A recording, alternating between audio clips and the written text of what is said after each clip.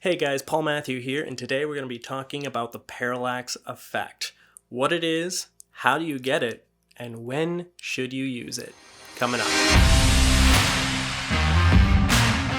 So first off, before we get started into this, hit that like, subscribe, and bell notification, and so you stay up to date with all the tips, tricks, and cool filmmaking hacks that I'm going to be posting every Tuesday. So what is the parallax effect? The parallax effect is when your foreground or your subject is moving at a different speed than the background behind it, giving this very dramatic motion that really emphasizes the perspective of the camera. The parallax effect you probably often do or see. It's a pretty common effect. Pretty much anytime the camera moves, you're getting a parallax effect, but the longer your focal length is, the more emphasized that parallax is going to be because of the compression of the background. The background looks a lot closer at a higher focal length than it does with a wider angle camera lens.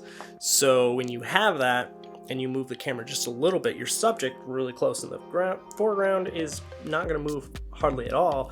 Background is shifting from one side to the other, and just even a small camera movement.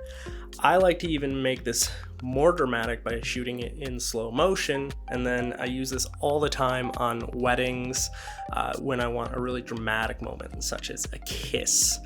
The camera is going to just be moving on a gimbal, so I use a long focal length like 105, put that on a gimbal, focus right on the couple as they're kissing, and then I move the camera in kind of a half moon shape, keeping them center frame. So the background is going to be just moving really fast as the camera is moving in slow motion, but the background's still moving fast even at 20% real time. But the foreground, the subject, the couple kissing, they're going to be moving in like 20%, and it's cool. It's a cool effect. Now, a couple important things to note that's a little off topic, but I think are worth mentioning.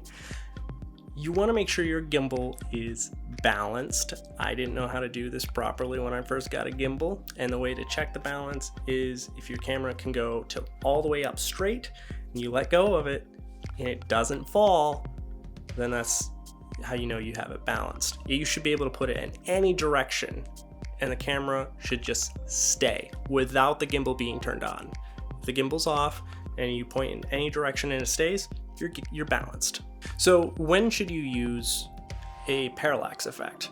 I like to use it on wedding films, when they're kissing, when someone is searching for something. I add extra drama through that parallax effect. It really emphasizes being lost or a big moment, or if you really want to just clear the world out and you want if your part of your story is showing the couple and just making them like the center of that world, that's all that matters.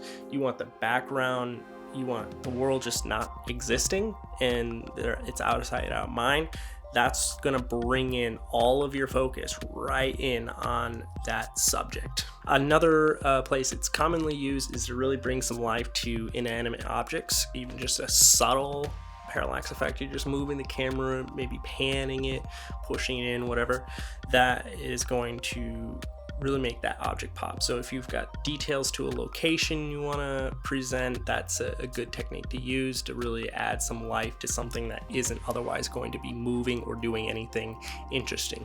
Filming is all about finding motion, and if your object doesn't have motion inherently, then you've got to use your camera to create that visual interest.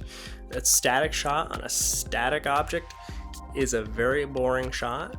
It can be useful in the right context, but you have to use it for a very specific mood set that you're going after. All right, guys, hope that helps you understand what the parallax effect is and how to get it. Again, just to recap, put a long focal lens. You can do this handheld, or I prefer a gimbal because then you're going to get a lot more motion out of it, a lot smoother motion. Add a little warp stabilizer on it, and then you're really going to get it smooth. If you want to learn more about stabilizing some handheld shots, you can check out last week's video. And that's it for me today, and I will see you guys next week.